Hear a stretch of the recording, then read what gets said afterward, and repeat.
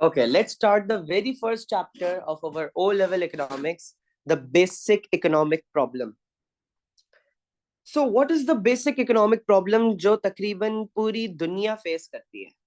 पूरी दुनिया एक ही बेसिक इकोनॉमिक प्रॉब्लम फेस करती है और उस प्रॉब्लम का नाम है scarcity. What do you exactly mean by scarcity? By scarcity, I basically mean कि इस दुनिया के अंदर जो रिसोर्सेज हैं वो लिमिटेड है और इस दुनिया के अंदर जो लोगों की वांट्स हैं वो अनलिमिटेड है. फॉर एग्जाम्पल, मैं आपको एक अच्छी बात बताना चाहता हूँ. वो बात ये है कि इस दुनिया के अंदर कोई भी शख्स खुश नहीं है. खुश से मुराद कि अगर there is no satisfaction, there is no satisfying. Basically by that I mean कि कोई भी शख्स उसकी गिवन पोजेशन के अंदर खुश नहीं है. We always want more and more. What do you mean कि that we always want more and more? By that I basically mean कि अगर आज किसी के पास बाइक है, सो ही वुड वांट कि मेरे पास से अच्छी बाइक हो. May be he would want कि उसके पास गाड़ी हो. अगर उसके पास गाड़ी हो, चाहेगा उसके पास से भी बेहतर गाड़ी हो. किसी के पास अगर कोई अपार्टमेंट में रहता है, ही वुड वांट कि उसके पास बैंगलो हो. एक एग्जाम्पल है. So we always want more and more. So the point being here is कि इस दुनिया के अंदर जो हमारी नीड्स हैं, जो हमारी वांट्स हैं, जो हमारी डिजायर्स हैं, वो क्या है? अनलिमिटेड है. और उन डिजायर्स को मीट करने के लिए जो इस दुनिया में रिसोर्सेज मौजूद हैं वो क्या है? Limited. So there is unlimited demand in small words, but there is limited supply. And for that reason, there is a problem which is known as scarcity. And this scarcity is basically the basic economic problem. अब obviously इस दुनिया के अंदर resources क्या है? Limited. और जब resources limited होती हैं और वांट्स अनलिमिटेड होती हैं, तो हमने इन रिसोर्सेज को ध्यान से इस्तेमाल करना है. We need to allocate these resources effectively and efficiently. मतलब कि ये जो हमारे पास बची कुची रिसोर्सेज हैं, इनको हम सही तरीके से इस्तेमाल करें, सही मकसद के लिए इस्तेमाल करें, अपनी वांट्स को फुलफिल करने के लिए, और साथ साथ इनको सस्टेन भी करें for the future generations. So when I talk about the problem of scarcity, when I talk about the problem of basic economic problem, the problem of this entire universe, that is scarcity. And how does scarcity happens? Because of limited resources and unlimited wants. What do you mean by limited resources? Resources का क्या मतलब है? What do you exactly mean by resources? अगर मैं आपसे पूछूं कि resources का क्या मतलब है, तो आप क्या जवाब देंगे? Resources are basically the inputs of an organization. Input क्या होता है? Input वो होता है जो आप invest करते हैं. Invest आप क्यों करते हैं? आप invest करते हैं input को in order to produce an output. Output क्या होता है? Output होता है goods and services.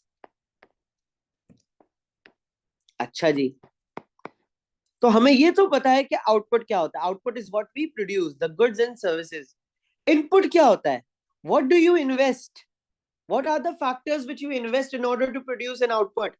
जो चीज आप इन्वेस्ट करते हैं इसको हम फैक्टर्स ऑफ प्रोडक्शन भी कहते हैं. What are the factors of production? Land, labour and capital. और इन तीनों चीजों को कंबाइन करती है एक एंटरप्राइज.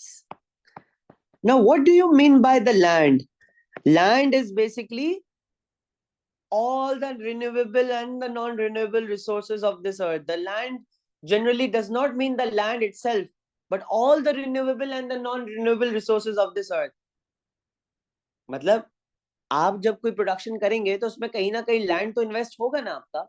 कहीं ना कहीं से तो आप अपने बिजनेस को ऑपरेट करेंगे, कहीं ना कहीं से तो आप अपने बिजनेस की रिसोर्सेज को लेकर आएंगे. फॉर एग्जाम्पल, एक फार्मर के लिए उसका फार्मिंग लैंड उसका लैंड है। एक फिशर, अब एक मछली जो बंदा पकड़ता है, फिशरमैन, उसके लिए लैंड क्या है? Sea, because sea is from where is operating his organization. But क्या सी इन रियलिटी लैंड है? नहीं, sea is not land. But land is basically all the renewable and the non-renewable resources which are being used in the production processes. जब मैं labour की बात कर रहा हूं, लेबर वो मैनुअल वर्कफोर्स है जो आपकी प्रोडक्शन में इस्तेमाल हो रही है। और कैपिटल क्या है? कैपिटल वो फाइनेंस है, वो मैन मेड रिसोर्सेज हैं जो आप अपनी ऑर्गेनाइजेशन के अंदर इन्वेस्ट कर रहे हैं। तो जब मैं, और इन सब चीजों को कंबाइन कौन करता है? एंटरप्राइज। एंटरप्राइज क्या है? आपकी बिजनेस। एंटरप्राइज चलाता कौन है? एंटरप्रेन्योर। ये सारी चीजें हम फ्यूचर में भी बात करेंगे। मगर मेरा कहने का मकसद क्या है? मैं समझाना क्या चाहता हूं? मैं समझाना ये चाहता हूं कि रिसोर्सेज का क्या मतलब है। रिसोर्सेज आपकी इनपुट्स होते हैं। इनपुट क्या होता है? जो आप इन्वेस्ट करते हैं। इन्वेस्ट क्या करते हैं आप? फैक्टर्स ऑफ प्रोडक्शन इन्वेस्ट करते हैं। फैक्टर्स ऑफ प्रोडक्शन क्या होते हैं? Land, labour and capital. इन तीनों चीजों को कौन कंबाइन करता है? Enterprise. In order to produce goods and services. So when I talk about resources, I basically mean land, labor, capital. When I talk about resources, I basically mean the input. I basically mean what we are investing. So there are limited resources. That means limited land, limited labor, and limited capital to fulfill the unlimited wants and desires of the economy. And that is the reason why there is a problem of scarcity. अच्छा जी, अब हम कुछ terminologies के बारे में पढ़ लेते हैं। There are economic goods and there are free goods. What do you mean by an economic good? An economic good is basically a good which is limited in supply. एक ऐसा गुड जिसकी supply unlimited नहीं है। क्या इस दुनिया में oil limited है या अनलिमिटेड है? क्या इस दुनिया में रोटी, व्हीट, कॉटन, लैंड, लेबर, ये सारी की सारी चीजें जो रिसोर्सेज हैं, क्या ये लिमिटेड है, अनलिमिटेड है? These are limited in resources, so these are called economic goods. मगर अगर मैं आपसे कहूं such as air, sea, rain water, sunlight, are these things limited or unlimited? No, these things are not quantifiable. Since these things are not quantifiable, they are unlimited in supply. तो इस दुनिया में दो तरह के गुड्स मौजूद हैं। एक वो गुड्स होते हैं जो कि इकोनॉमिक गुड्स होते हैं। इकोनॉमिक गुड्स वो गुड्स होते हैं जो कि लिमिटेड इन सप्लाई होते हैं, ये स्केर्स होते हैं, इन सिंपल वर्ड्स। और अगर मैं आपसे फ्री गुड्स की बात करूं, तो फ्री गुड्स वो गुड्स होते हैं जो कि अनलिमिटेड इन सप्लाई होते हैं। मुझे एक बात बताएं, क्या फ्री गुड्स के पैसे देते हैं? No. Why? Because they are unlimited in supply. For example, जो बारिश हो रही है उसके आप पैसे देते? नहीं। जो सनलाइट ऊपर से आ रही है आप उसके पैसे देते? नहीं। जो आपके पास समंदर मौजूद है और जो आपके पास हवा मौजूद है, क्या आप उसके पैसे देते? नहीं। These are unlimited in supply, so they are known as free goods. Whereas when I talk about economic goods are limited in supply.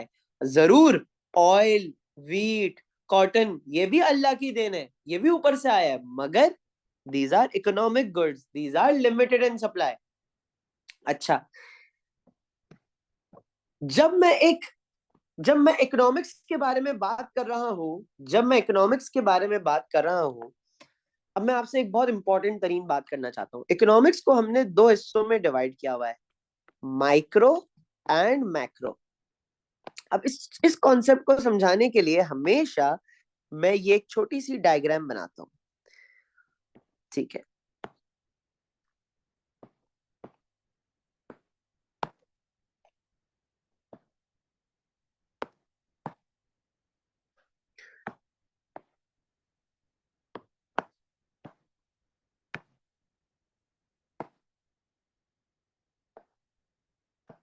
ठीक है, ये क्या है? ये पूरी दुनिया है, अर्थ, यूनिवर्स, राइट? अब इस पूरी दुनिया के अंदर अगर मैं किसी एक पर्टिकुलर गुड या एक पर्टिकुलर सर्विस या एक पर्टिकुलर पर्टिकुलर फर्म या पर्टिकुलर बिजनेस की बात कर रहा हूँ, या पर्टिकुलर गुड या पर्टिकुलर सर्विस की बात कर रहा हूँ, तो वो है माइक्रो लेवल। ठीक है, for example if I am talking about cotton demand in Pakistan, so this is a particular good of a particular economy, so that is on micro level. मगर अगर मैं पूरे पाकिस्तान की इकोनॉमी की जीडीपी के बारे में बात कर रहा हूं, या पूरे पाकिस्तान की इकोनॉमी की अनएम्प्लॉयमेंट के बारे में बात कर रहा हूं, या पूरी पाकिस्तान की महंगाई के बारे में बात कर रहा हूं, या पूरे पाकिस्तान के एक्सचेंज रेट के बारे में बात कर रहा हूं, जब मैं पूरे पाकिस्तान के बैलेंस ऑफ पेमेंट के बारे में बात कर रहा हूं, जब मैं पूरे पाकिस्तान के लोगों की इनकम्स के बारे में बात कर रहा हूं, जब मैं एक पूरी इकोनॉमी के बारे में बात कर रहा हूं, that is basically known as macro level. मगर जब मैं एक इकोनॉमी के एक पर्टिकुलर गुड या एक पर्टिकुलर सर्विस के बारे में बात कर रहा हूं, एक पर्टिकुलर बिजनेस के बारे में बात कर रहा हूं, that is known as micro level. अच्छा, अब एक इकोनॉमी है, अब जैसे कि पाकिस्तान है, अगर मैं आपसे कहूं कि पाकिस्तान के अंदर कौन कौन से इकोनॉमिक एजेंट्स मौजूद हैं, मतलब पाकिस्तान की इकोनॉमी को आप किन ग्रुप्स में डिवाइड करेंगे, तो आप ये कह सकते हैं कि पाकिस्तान की इकोनॉमी या कोई भी इकोनॉमी आजकल के जमाने में 3 ग्रुप्स में डिवाइडेड है, मतलब 3 इकोनॉमिक एजेंट्स में डिवाइडेड है। हर इकोनॉमी में आपको गवर्नमेंट नजर आएगी, आपको प्राइवेट इंडिविजुअल्स नजर आएंगे, हाउस होल्ड नजर आएंगे, और आपको बिजनेसेस नजर आएंगे। यही 3 इकोनॉमिक एजेंट्स हैं जो इकोनॉमी को कंट्रीब्यूट करते हैं। Government, businesses and house hold all contribute towards the economy of an towards the economy of a country. Government की वजह से भी इकोनॉमी इफेक्ट होती है, अवाम की वजह से भी इकोनॉमी इफेक्ट होती है, और बिजनेसेस की वजह से भी इकोनॉमी इफेक्ट होती है। इकोनॉमिक एजेंट्स कौन होते हैं? इकोनॉमिक एजेंट्स जो आपकी इकोनॉमी के डिसीजंस लेते हैं। क्या आप as a private individual sitting from your home in your household, if you make any decision, will this impact your economy? Yes. आपकी जो गवर्नमेंट है वो जब कोई फैसला लेती है, क्या उसका इंपैक्ट इकोनॉमी पे आता है? यस। आपके मुल्क के अंदर जो बिजनेसेस हैं उनके डिसीजन से जो इंपैक्ट आता है, क्या वो इकोनॉमी पे आता है? बिल्कुल आता है। So these are known as economic agents because they are the decision makers in an economy. अब आप एक इकोनॉमी को 2 हिस्सों में डिवाइड कर सकते हैं, 2 सेक्टर्स में डिवाइड कर सकते हैं। एक होता है प्राइवेट सेक्टर और एक होता है पब्लिक सेक्टर। एक सेकेंड।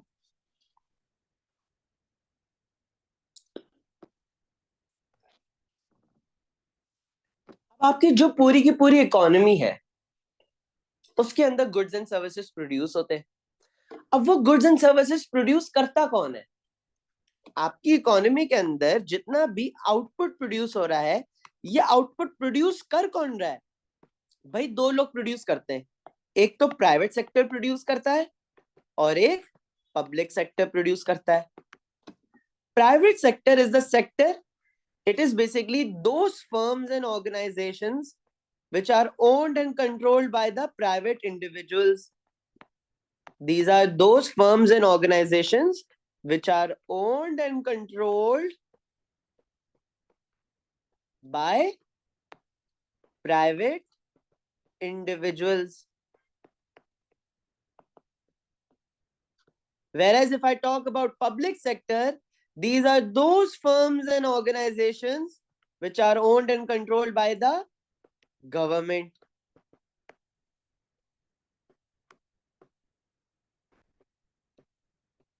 अब मैं आपको इसकी बेहतरीन एग्जांपल्स देता हूं।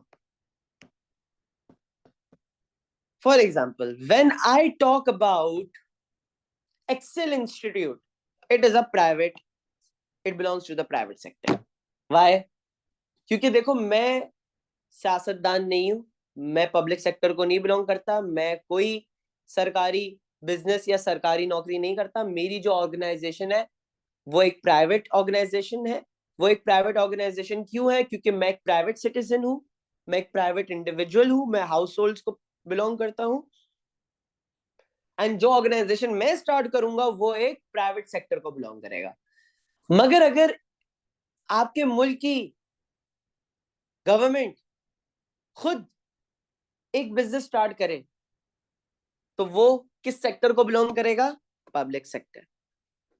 PIA, I don't know if it still is, but PIA used to be a part of public sector. I think it still is. PTCL is a part of public sector. WAPDA is a part of public sector. Whereas when I talk about private sector,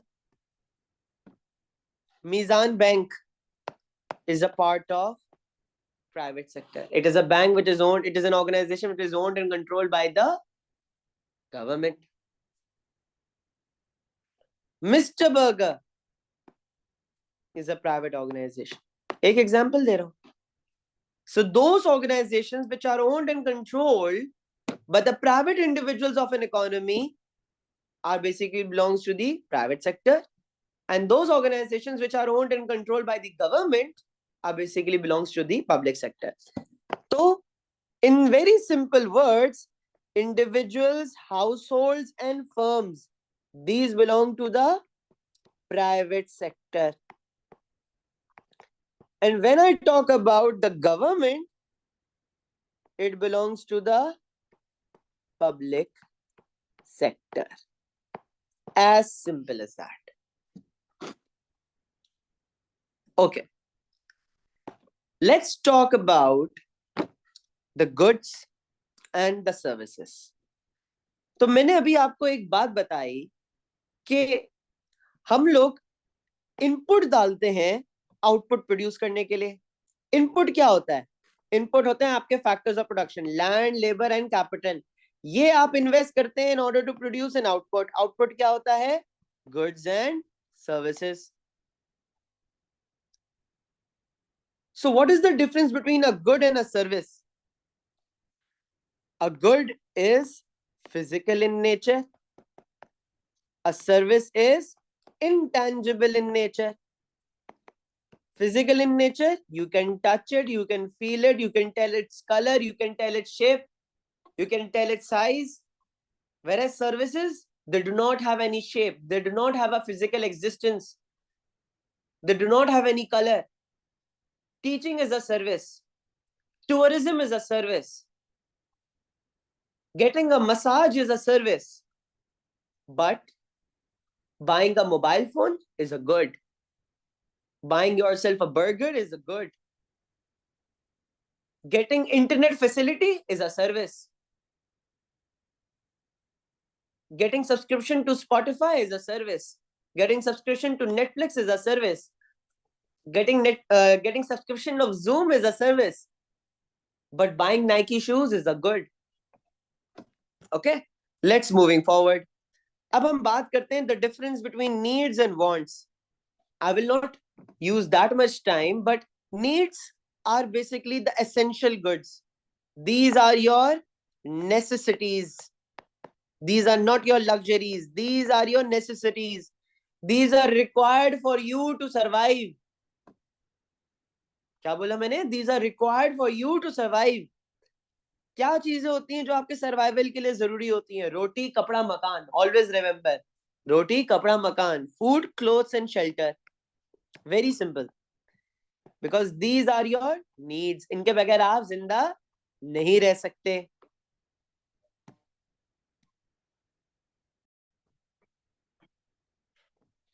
Okay, let's continue from where we left off. Okay. Wants. What are wants? Wants are the desires.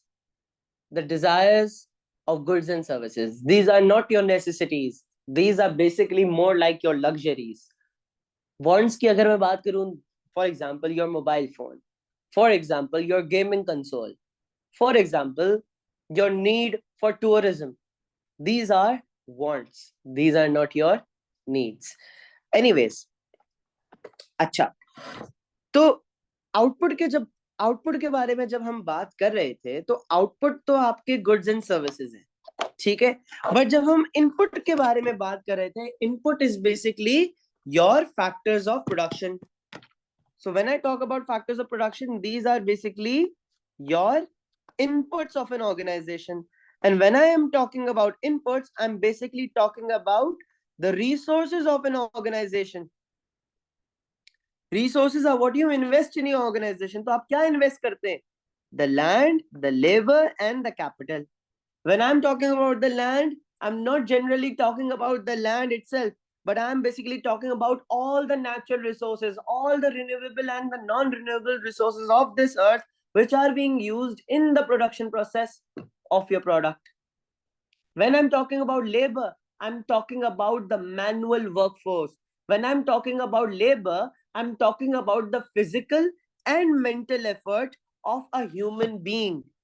When I talk about labor, I'm talking about physical and mental effort of a human being.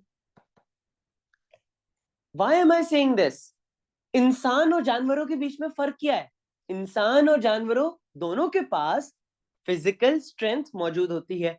कई जानवरों में physical strength मौजूद होती है, मगर एक इंसान को आप एक जानवर से डिफरेंशिएट कैसे करेंगे? उसकी मेंटल एबिलिटी से. So when I'm talking about labor, labor is basically the mental and the physical effort or the physical ability of a human being used in the production process of a product. When I'm talking about capital, I'm not talking about the finance. I'm not talking about the money which you are investing in your organization. When I'm talking about capital, it means all the finance which you invest in your man-made resources of your organization. हर वो चीज, हर वो पैसा, वो finance जो आप अपनी organisation के अंदर इन्वेस्ट तो कर रहे हैं, मगर मैन मेड रिसोर्सेज के अंदर. मैन मेड रिसोर्सेज मतलब machinery, equipment, tool. So capital is basically all the man-made resources which you are using in the production process of your product. And when I'm talking about enterprise, enterprise is basically the organization itself, the business itself, which combines all other factors of production in order to produce goods and services, in order to satisfy customer needs and wants. And in सारे के सारे factors of production को combine करता कौन है? Enterprise का owner. Enterprise का owner कौन होता है? Entrepreneur. So enterprise refers to the skills of a business person, entrepreneur, which requires to combine and manage successfully the other three factors of production and the ability to take the risk. ये entrepreneur क्या लेता है? Risk लेता है. Land के अंदर invest करके, labour के अंदर इन्वेस्ट करके, कैपिटल के अंदर इन्वेस्ट करके, गुड्स एंड सर्विसेज प्रोड्यूस करके रिस्क लेता है वो. So this is basically known as an enterprise.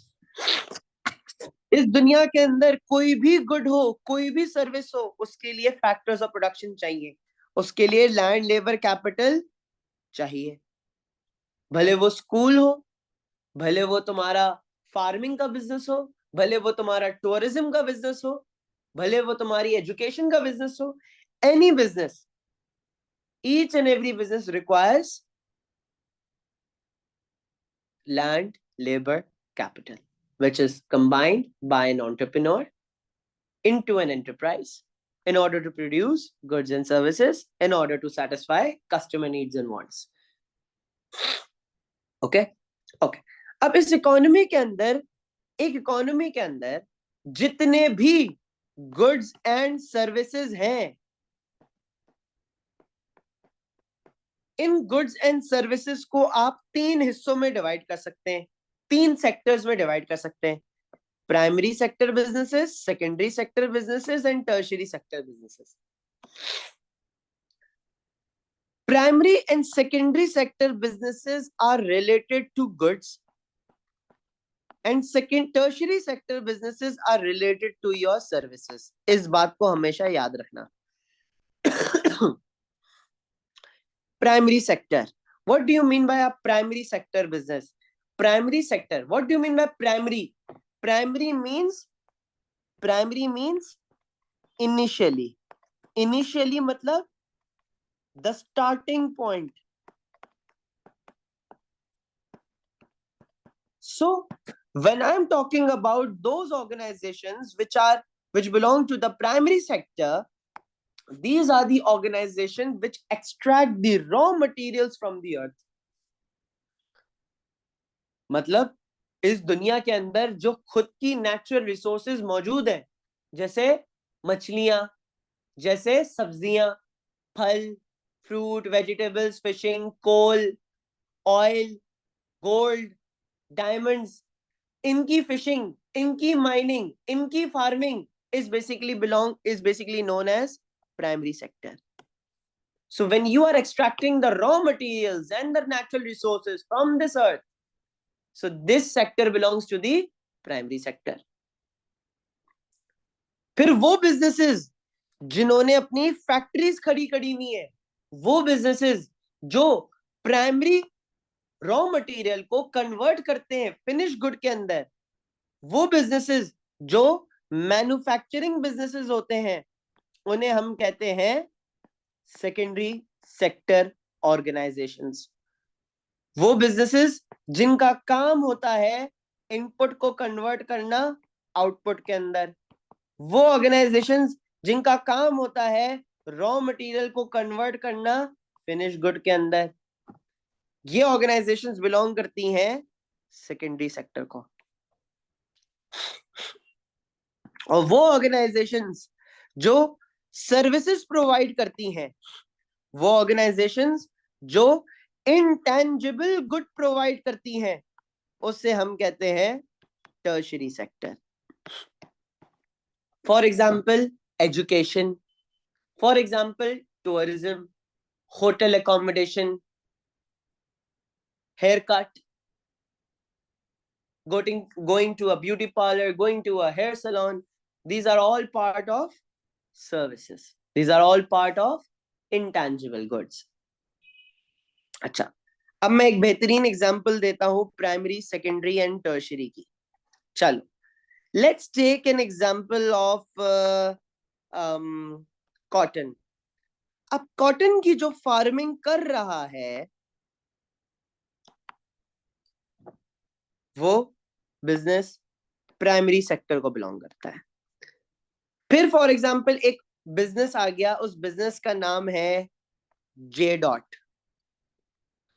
J dot ने इस कॉटन के कपड़े को खरीदा। ऑब्वियसली कॉटन को पहले कपड़े के अंदर कन्वर्ट हुआ होगा, वो पहले उस कपड़े को खरीदा, फिर उस कपड़े को कन्वर्ट कर दिया शलवार कमीज के अंदर या ईस्टर्न क्लोथ्स के अंदर, उसकी मैन्युफैक्चरिंग कर दी, उसको एक फिनिश गुड के अंदर कन्वर्ट कर दिया, तो वो बिलोंग करता है सेकेंडरी सेक्टर को। और फिर वो गुड दुकानों पे गया और दुकानों से कस्टमर के पास पहुंचा, तो जो जे डॉट की आउटलेट है वो क्या है? Tertiary sector.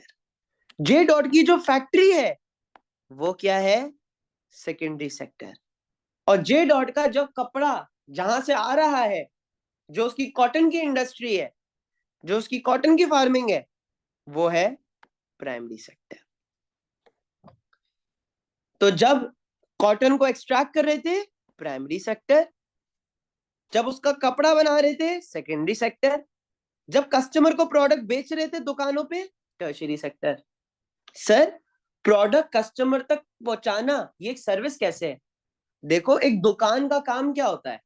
जो एक आउटलेट होती है, जो एक रिटेल की शॉप होती है, जो एक दुकानदार होता है, उसका पर्पस क्या होता है? उसका काम क्या होता है? मैन्युफैक्चरर से माल लेना और कस्टमर तक माल को पहुंचाना। कोई भी रिटेल शॉप का काम ये होता है मैन्युफैक्चरिंग करना? No, retailers are not manufacturers. Retailers are responsible to keep the stock from the factory, from the businesses, and then sell this stock to the final customer. This is very important to know. Okay, अच्छा जी। तो assumingly ये आपकी पूरी की पूरी दुनिया है। इस पूरी दुनिया के अंदर जो गुड्स एंड सर्विसेज है उसको हमने 3 सेक्टर्स के अंदर डिवाइड कर दिया है, primary sector, secondary sector and then tertiary sector. जब तक प्राइमरी सेक्टर नहीं होगा तब तक सेकेंडरी सेक्टर नहीं होगा, और जब तक ये दोनों सेक्टर्स नहीं होंगे तब तक टर्शरी सेक्टर नहीं होगा। ऑलवेज रिमेंबर, क्योंकि इन दोनों सेक्टर्स का इस्तेमाल करके ही टर्शरी सेक्टर अपनी सर्विस प्रोवाइड करता है। अच्छा, usually that is the case, usually just in case it's not always the case, but usually that is the case. Let's move forward. The primary and secondary and tertiary sectors of economy are interdependent. They are dependent upon each other, as a firm cannot operate without using goods and services from all 3 sectors of the industry to make its goods and services and to sell them to the final consumer. The 3 sectors of the industry are linked together and what is known as the chain of production. So when I say that there is a chain of production, that without primary sector, there will be no secondary sector, because the secondary sector will not have any raw material to produce goods and services. And without secondary and primary sector, there will be no tertiary sector, because in order to provide a service, you need to use some kind of good. तो service provide करने के लिए भी goods की जरूरत होती है, कई बार, not always, कई बार. So for all these reasons, they are interdependent, they are linked to each other, they are coordinated with each other. Okay, let's move forward. Let's talk about the opportunity cost. The opportunity cost of teaching another O-level economics batch is the opportunity cost which I might face for resting. या तो मैं एक और economics का batch उठा लूं, या तो मैं उस टाइम में आराम कर लूं. ये मेरी अपॉर्चुनिटी कॉस्ट है. आराम करने की अपॉर्चुनिटी कॉस्ट क्या है कि मैं एक एक्स्ट्रा बैच पढ़ा सकता था, और एक्स्ट्रा बैच पढ़ाने की अपॉर्चुनिटी कॉस्ट क्या है कि मैं इस टाइम पे आराम कर सकता था. कुछ पाने के लिए कुछ खोना पड़ता है, और जो चीज आप खोते हैं उससे हम कहते हैं opportunity cost.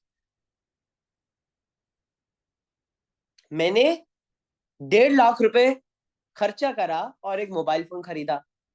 So the opportunity cost of getting a mobile phone was 1.5 lakh रुपए. या तो मैं 1.5 लाख रुपए रख लूं, मोबाइल फोन ना रखूं, या तो मैं मोबाइल फोन रख लूं और 1.5 लाख रुपए ना रखूं. कुछ पाने के लिए कुछ खोना पड़ता है, और जो चीज आप खोते हैं उसे हम कहते हैं opportunity cost.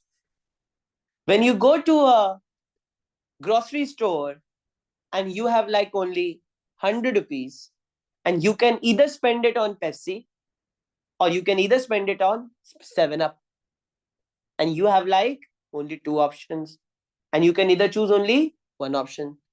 So you choose Pepsi. So the opportunity cost of getting a Pepsi is losing a 7 Up. That is basically known as the opportunity cost. So opportunity cost is basically the next best choice. It is basically the so when I talk about the opportunity cost, it is basically the next best choice,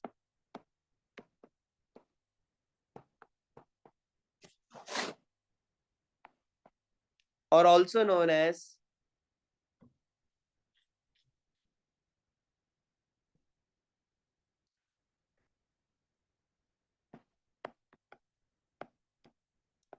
obtaining something by giving up something. This is known as the opportunity cost. Okay, let's move forward.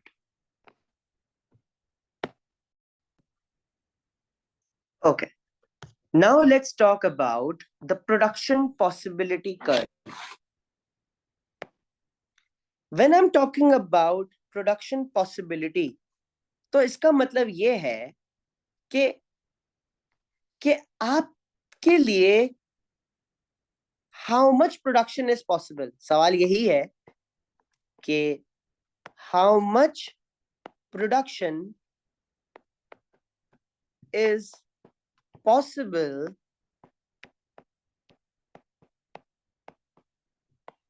for your economy. आपकी economy ज्यादा से ज्यादा कितना produce कर सकती है, या in other words, what is your capacity? या in other words, what is your production possibility?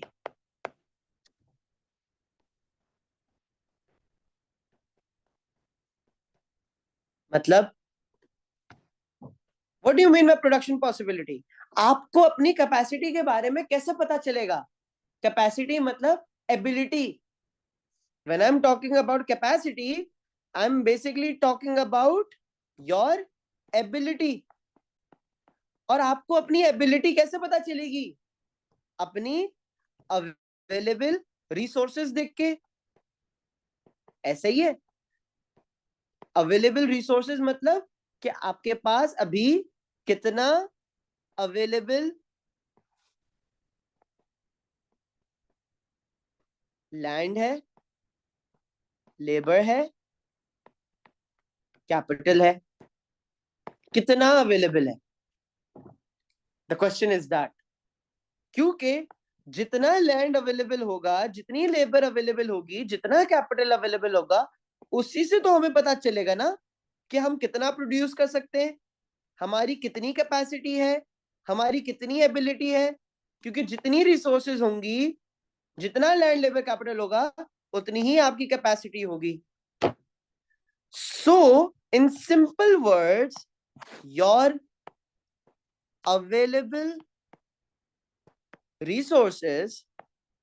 अच्छा देखो, रिसोर्सेज भी दो तरह के होते हैं, in terms of quality and in terms of quantity. Is India a bigger economy than the US? No. मगर इंडिया के अंदर तो ज्यादा लेबर मौजूद है, ज्यादा रिसोर्सेज मौजूद है, ज्यादा बड़ा लैंड है. So why is India not a bigger, land का पता नहीं, why is not India a bigger economy than the US? Because of the quality of resources. US probably have more quality resources available than India. More quality labor, more quality capital. More quality labor, I mean more skilled labor, more specialized labor. More quality capital, I mean latest technology, latest machineries. So if you have resources in terms of quantity and in terms of quality, this will define your capacity. This will define your ability. This will define your production possibility. तो जब मैं एक economy का production possibility curve बना रहा हूं, अगर मैं अपनी इकोनॉमी की प्रोडक्शन पॉसिबिलिटी एक कर्व से बना रहा हूं, तो मैं ये बता रहा हूं कि हमारे पास जो लैंड, लेबर और कैपिटल मौजूद है, उसमें हम maximum, this is the maximum which we can produce in the given level of input. So when I talk about the production possibility curve, the production possibility curve refers to the maximum level of output which can be produced in an economy with the given level of input. क्या बोला मैंने? When I talk about the PPC, so PPC, production possibility curve, refers to the maximum capacity slash possibility of an economy to produce goods and services, या produce an output in a given period of time. अच्छा, PVC refers to the maximum capacity possibility of an economy to produce an output in a given period of time.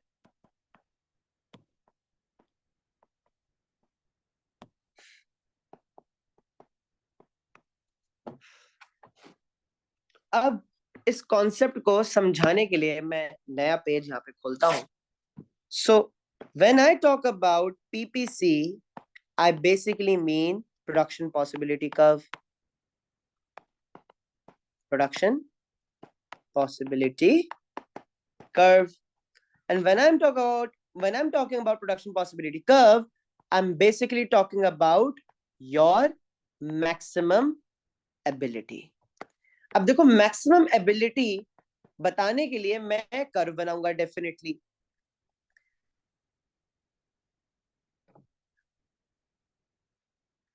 अब इस curve को बनाने के लिए यहां पे मैं एक गुड रखूंगा और यहां पे मैं एक गुड रखूंगा. अगर मैं आपसे एक सवाल पूछूं, क्या आप मुझे बता सकते हैं कि एक इकोनॉमी के अंदर कितने गुड्स एंड सर्विसेज हैं?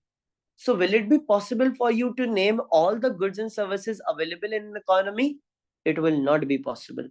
Will it be possible to show the PPC associated with all the goods and services? No.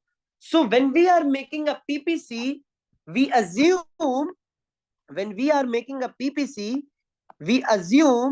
that there are only two goods in an economy. There are only two goods in an economy. And it's not about only assumption. In reality, there are also only two types of goods in an economy. There is capital good and there is consumer good. What do you mean by capital goods? These are the goods and services which are used in the production process. वो goods and services जो business बनाते हैं, business इस्तेमाल करते हैं दूसरे goods and services को produce करने में, और वो goods जो एक consumer इस्तेमाल करता है. When I talk about consumer good, for example, iPad मैंने अपने इस्तेमाल के लिए खरीदा है, that is known as a consumer good. मगर अगर मैंने iPad आपको पढ़ाने के लिए खरीदा है, that is known as capital good, क्योंकि उसके अगेंस्ट मैं कोई आउटपुट प्रोड्यूस कर रहा हूं. तो अज्यूमिंगली एक इकोनॉमी के अंदर खाली दो तरह के गुड्स होते हैं, consumer good and capital goods, which is reality. अब मैं एक इकोनॉमी का पीपीसी बनाता हूं. This is my PPC. This is my PPC. What does this PPC show me? This PPC shows me my production possibility. Okay? इससे ज्यादा मैं produce कर ही नहीं सकता in the given period of time. This is my maximum potential. This is my maximum potential. अगर मैं चाहता हूं कि मेरी पीपीसी राइटवर्ड शिफ्ट हो जाए, अगर मैं चाहता हूं कि मेरी पीपीसी राइटवर्ड शिफ्ट हो जाए, तो वो कैसे बढ़ेगी? मेरी पीपीसी आगे कैसे बढ़ेगी? जब मेरी कैपेसिटी बढ़ेगी. मेरी कैपेसिटी आगे कैसे बढ़ेगी? जब मेरी एबिलिटी बढ़ेगी. मेरी एबिलिटी आगे कैसे बढ़ेगी? जब मेरे फैक्टर्स ऑफ प्रोडक्शन बढ़ेंगे. फैक्टर्स ऑफ प्रोडक्शन बढ़ेंगे इन terms of quantity and in terms of quality. अगर लैंड लेबर कैपिटल की क्वालिटी इंप्रूव हो रही है या क्वांटिटी इंप्रूव हो रही है, तो मेरा पीपीसी राइटवर्ड शिफ्ट कर जाएगा. ऐसा ही है, क्योंकि आपकी एबिलिटी बढ़ जाएगी. अगर आपकी इकोनॉमी के अंदर ये क्वांटिटी और ये क्वालिटी अगर कम हो रही है, आपके मुल्क के अंदर जो लोग हैं वो छोड़ छोड़ के जा रहे हैं मुल्क, तो क्वांटिटी ऑफ लेबर कम हो रही है। अगर आपके मुल्क के अंदर लोग काम नहीं सीखना चाह रहे तो क्वालिटी ऑफ लेबर खराब हो रही है।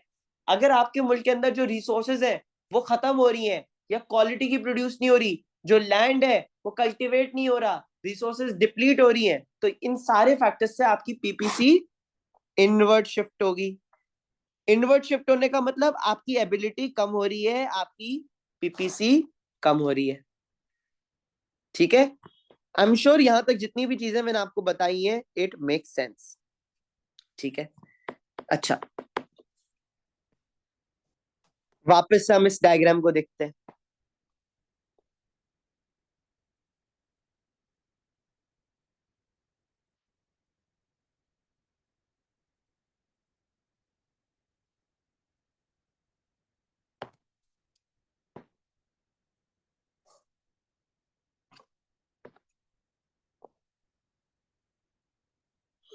अच्छा जी,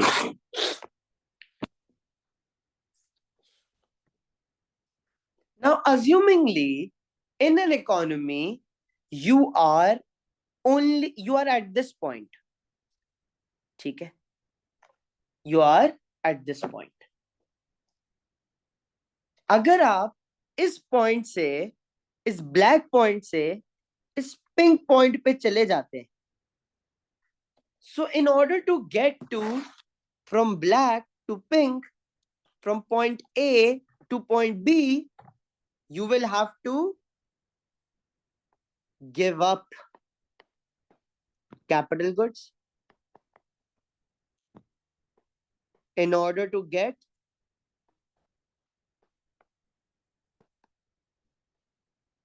more of consumer good। ऐसा ही है, बिल्कुल ऐसा ही है। कुछ पाने के लिए कुछ खोना पड़ता है। In order to get more of consumer good, you will have to go down the capital good. In order to get more of consumer good, you will have to give up capital good, and vice versa. In order to get more of capital good, you have to give up your consumer good. So, moving from one point of the PPC to another point of the PPC, this shows you your opportunity cost.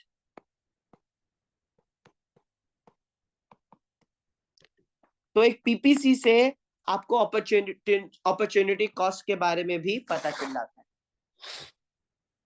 अब आप मुझे एक बात बताएं, अब एक नया concept मैं आपको पढ़ाने जा रहा हूं इसी पीपीसी डायग्राम पे, बिल्कुल एक नया कॉन्सेप्ट। मुझे एक बात बताएं, what does this curve represents? What does this curve represents? मैंने बार बार बताया आपको, this curve represents your ability, this curve represents your production possibility, your capacity. तो मुझे एक बात बताएं, if I am at point, if I am at this point, and if I want to be at this point, is it possible for me? Is it possible for me right now? No. Why? Because I do not have enough resources.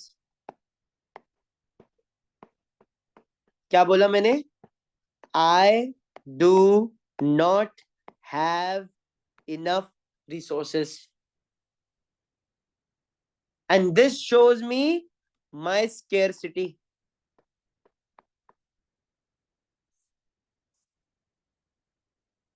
ऐसा ही है, ऐसा ही है।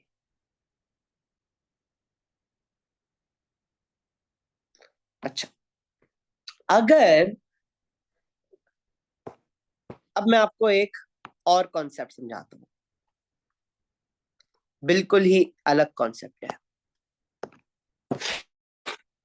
Everything will make sense by the end of this class, trust me. All you need to do is trust me. Now let's move back to the very first point. What did I say when I pointed here? What do you mean by this PPC? What do you mean by the PPC? PPC का मतलब है this is your maximum production possibility. ऐसा ही है. This is your maximum ability. This is your maximum capacity.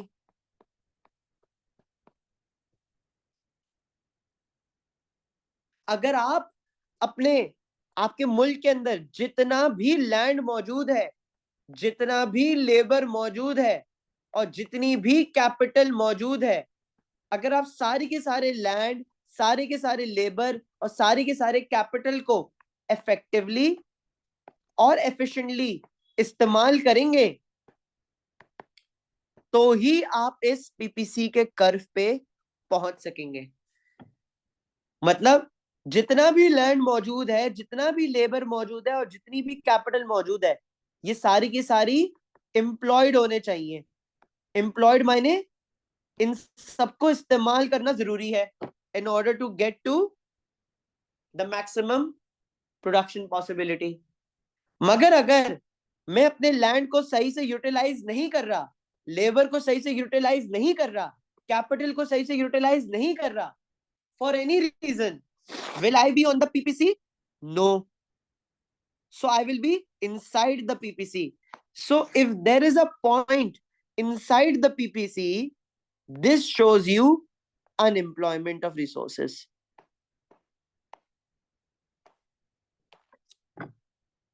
क्यों ये unemployment क्यों show कर रहा है? क्योंकि आप अपनी मैक्सिमम पोटेंशियल पे पहुंचे ही नहीं अभी तक. अगर आपकी लेबर सारी यूटिलाइज नहीं हो रही, लेबर सारा यूटिलाइज नहीं हो रहा, कैपिटल सारा यूटिलाइज नहीं हो रहा, तो क्या आप अपनी पोटेंशियल को रीच कर पाएंगे? क्या आप अपनी प्रोडक्शन पॉसिबिलिटी को रीच कर पाएंगे? No. And for that reason there is unemployment. Unemployment of labour, unemployment of capital, unemployment of land. And for this reason, your point will not be on the PPC. Let's revise this entire topic all over again.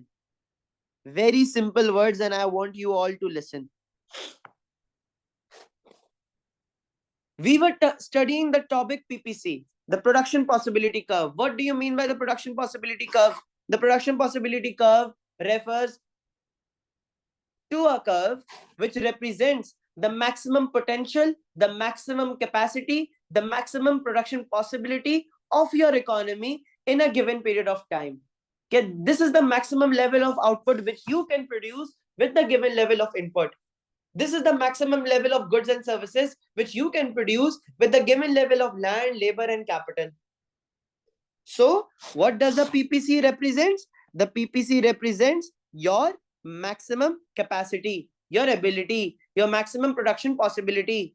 So when you are utilizing all your resources, this is basically known as full employment level. ऐसा ही है, ऐसा ही है. जब आप अपनी resources को सबको सही से यूटिलाइज कर रहे हैं, so that is known as full employment level. जब आप अपनी रिसोर्सेस को सही से यूटिलाइज नहीं कर रहे, so there will be a point inside the PPC. This is known as unemployment in the economy. When you move from one point of the PPC to another point of the PPC, when you move from one point of the PPC to another point of the PPC, when there is a movement on the curve, this is known as the opportunity cost. Because कुछ पाने के लिए कुछ खोना पड़ता है, और जिस चीज को आप खोते हैं that is known as opportunity cost. अगर पॉइंट ए से पॉइंट बी पे आना है तो कैपिटल गुड को खोना पड़ेगा कंज्यूमर गुड को पाने के लिए. पॉइंट ए से पॉइंट सी पे आना है तो कंज्यूमर गुड को खोना पड़ेगा कैपिटल गुड को लाने के लिए. So this shows the opportunity cost. Points inside the PPC, points inside the PPC shows unemployment. Points on the PPC shows full employment. Points outside the PPC, this point What does this show? This shows scarcity. Why does this show scarcity? Because this is the point outside the PPC. This is outside our ability. This is outside our production possibility. So this is scarcity. और अगर quality of land, quality of labour और quality of capital improve हो जाए तो वो कहलाता है shift. और शिफ्ट कब होता है? When your resources increase in terms of quality, in terms of quantity. और जब रिसोर्सेज कम होती हैं तो फिर पीपीसी अंदर हो जाता है इन terms of quality, in terms of quantity.